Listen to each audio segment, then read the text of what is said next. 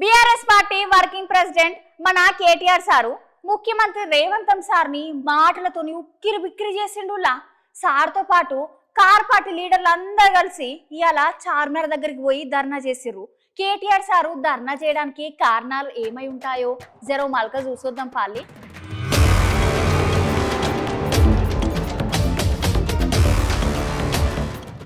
ఇవాళ KTR sir అటెంకల car గుర్తు party లీడర్లు అందరు కలిసి చార్మినార్ దగ్గరికి పోయి ధర్నా చేసిర్రోళ్ళు. కేటీఆర్ సార్ మాట్లాడుకుంటూ మీకు జనాలు అధికారం ఇచ్చింది మాకంటే గొప్పగా ఎట్లా పరిపాలిస్తారని, అంతేగాని నీ తలకాయలేని పనులతోటి జనాలను వీడుస్తున్నావు రేవంత్ రెడ్డి అని కేటీఆర్ సార్ కాంగ్రెస్ లీడర్ల మీద ఫుల్ గా ఫైర్ అయ్యిండు. దీన్ని మేము నిరసిస్తున్నాం. చార్మినార్ తొలగించడం ప్రతి హైదరాబాద్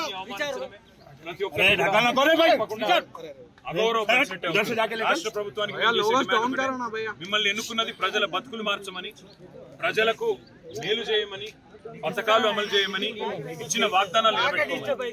అంతేగాని ఇవాళ చార్మినార్ ని తొలగిస్తా, కాకతీయ కళాతోరణాన్ని తొలగిస్తా అంటూ మూర్ఖపు నిర్ణయాలు ఏదైతే ముఖ్యమంత్రి రేవంత్ రెడ్డి చేస్తా ఉన్నాడు, వారికి మేము